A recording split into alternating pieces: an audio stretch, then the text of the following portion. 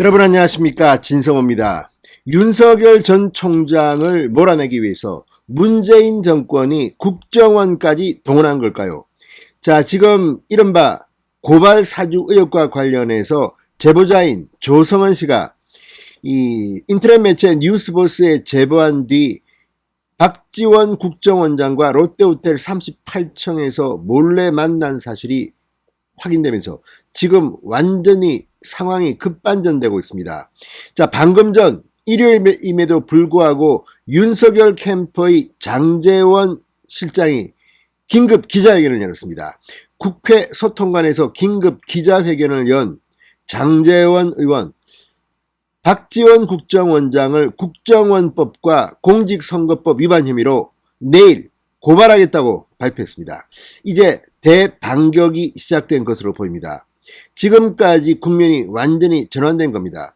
엊그제까지만 하더라도 윤석열 전 검찰총장은 실제로 이 뉴스버스에 보도된 김웅 의원과 손준성 전 대검 정책관 사이의 고발장 사주 의혹에 드러나지 않습니다. 단지 손준성 전 정책관이 대검찰청 고위간부고 윤석열 전 총장에게 정보를 보고하는 자리이기 때문에 윤석열의 측근이다. 그러니까 윤석열이 시켰을 것이다. 이런 가정하에 모든 것이 이루어졌습니다. 그런데 물증도 없이 공수처는 덜컥 윤석열 전 총장을 피의자 신분으로 입건했습니다. 이런 일은 정말 이례적입니다. 얼마나 윤석열을 때려잡고 싶었으면 이런 짓까지 했겠습니까? 공수처는 물증이 있냐는 기자들의 질문에 죄가 있고 없고는 그 다음 일이다.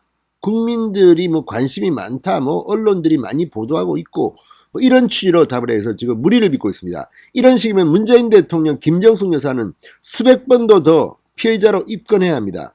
자, 이게 지금 공수처가 문재인이 칼이라는데 정말 제정신을 가진 사람들이 있는 곳인지 잘 모르겠다는 그런 생각까지 들게 만드는 시점입니다. 아무튼 이제 박지원과 조성은 씨가 몰래 만났다.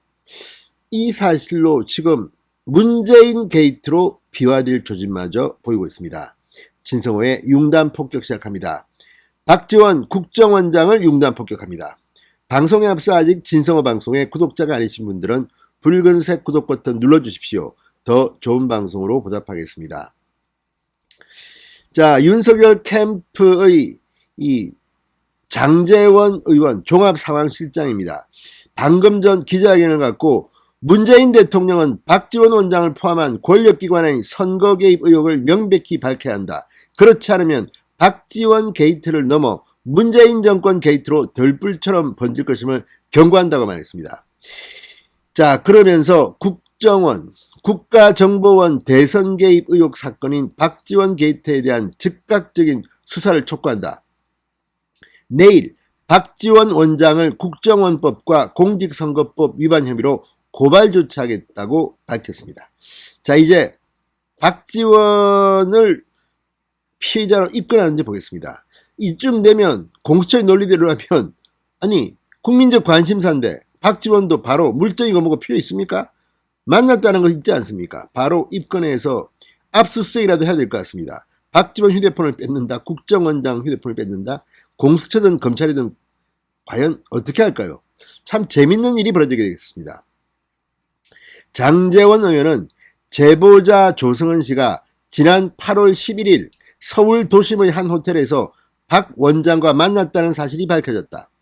이번 사건은 박지원 원장과 그의 정치적 수양딸인 조 씨가 대한민국의 대통령 선거에서 유력 야당 주자를 제거하고자 꾸민 정치 공작 사건으로밖에 볼 수 없을 것임을 분명히 밝힌다고 했습니다. 그러면서 국정원장의 위치가 정치 낭인에 가까운 젊은 여성과 식사를 할 만큼 한가하고 여유로운 자리냐. 지난해 문재인 대통령이 박지원 원장을 국정원장에 임명할 때부터 정치권을 비롯해 국민들은 매우 의아해했다. 정치권에 국정원의 정치 개입이 심히 우려된다는 얘기가 팽배했는데 그 우려가 현실로 나타나고 있다고 말했습니다. 또 윤석열 죽이기는 잘 짜놓은 각본처럼 일사천리로 전광석화처럼 진행됐다. 조 씨가 대검찰청 감찰부장의 휴대전화로 전화해 자신의 휴대전화 제출과 공익신고 보호라는 딜을 했다. 보도 당일 검찰총장은 기다렸다는 듯이 감찰부장이 진상조사를 하라는 지시를 내렸다. 다음날 현역 민주당 의원인 박범계 법무부 장관이 법무부 자체 조사를 시사하는 등 정치적 발언까지 서슴없이 이어갔다. 정말 지금 문재인 정권이 똘똘 뭉쳐서 윤석열 찍어내기 공작을 하는 게 아닌가 하는 의심을 거둘 수가 없습니다. 그리고 여기에 국정원장이 등장했다는 것은 대충격입니다. 그리고 김진욱 공수처장, 대검찰청의 선수를 빼앗기지 않으려고 했습니까? 아무튼 제보자 조성은 씨에게 먼저 전화를 해서 우리도 그 자료 줘 빨리, 응? 우리도 공익신고자 해줄게, 이렇게 말했다고 조성은 씨가 밝혔습니다. 자, 이걸 보면 지금 저쪽 진영은 상당히 조급한 모양입니다. 우리가 모르는 뭐가 있는 것 같습니다. 윤석열이 국민의힘 대통령 후보가 돼서는 안 될 뭐가 있는 겁니까? 그래서 박지원 국정원장까지 나선 겁니까? 아무튼 지금 돌아가는 사정은 그렇게 간단치 않습니다. 문재인 정권이 송두리째 흔들릴 수 있는 게이트 수준으로 올라가고 있습니다. 자, 그런데 이거 지금 수사하면 나올 거는 많을 것 같습니다. 자, 장제원 의원은 박지원 원장과 조 씨에 대해 신속히 압수수색을 해야 한다. 박지원 원장은 8월 11일 이후에도 두 사람이 만났다고 했는데 구체적으로 언제 몇 번을 만났는지 밝혀내야 한다. 호텔의 CCTV나 QR 기록을 신속히 확보해 두 사람 외에 동석한 사람이 있는지 밝혀내야 한다고 덧붙였습니다.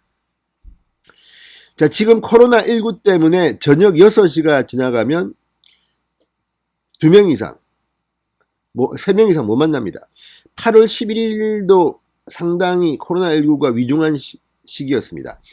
자, 그리고 낮에 만났다 하더라도 여러 명이 만날 수는 없습니다. 그렇다면 이 자리에는 박지원과 조성은 두 사람만 만난 자리입니까? 개인 지인 인연으로 만났다는데 국정원장은 이런 초호화판 롯데호텔 38층 식당에서 이런 식으로 자기가 과거에 알던 여성들과 이렇게 밥을 먹습니까? 이렇게 해도 되는 게 맞습니까? 법적으로 문제가 없을지 모르지만 도덕적으로 이렇게 해도 되는 겁니까? 이거 한 끼에 비싼 거는 모모야마와 무궁화가 있는데 모모야마라면 28만원 이렇답니다. 무궁화도 19만원 이렇습니다. 그런데 이거 물론 싼 코스를 시켰다 하더라도 생각보다 비쌉니다. 서민들은 지금 말이죠, 코로나 때문에 폐업을 하고 지금 극단적 선택하고 난린데 국정원장이라는 자가 업무와 무슨 연관이 있길래 이렇게 과거에 알았던 젊은 여성 정치인을 부릅니까? 지금 특별히 정치하는 것도 없다고 합니다. 그런데 이게 공적인 일이 아니라 사적인 일이라면 이런 식으로 돈을 펑펑 써도 됩니까? 박지원 원장은 개인 돈 썼습니까? 이거 분명히 밝혀야 됩니다.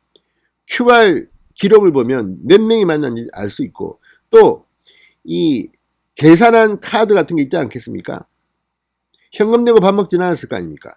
그럼 이게 국정원 돈으로 간 건지, 국정원 돈으로 자기 개인 사적인 인연이 있는 젊은 여성을 만난다는 게 맞는 건지, 이런 걸 보면 정말 문재인 정권 개판된 거 아닙니까? 이게 뭡니까? 그러니까 박지원이 그게 아니라면 정치 공작을 하기 위해서 조성은 씨를 만난 게 혹시 아닙니까? 박지원 게이트, 문재인 게이트, 정말 돌불처럼 번질 가능성이 농후합니다. 진성호의 융단 폭격이었습니다. 여러분 감사합니다.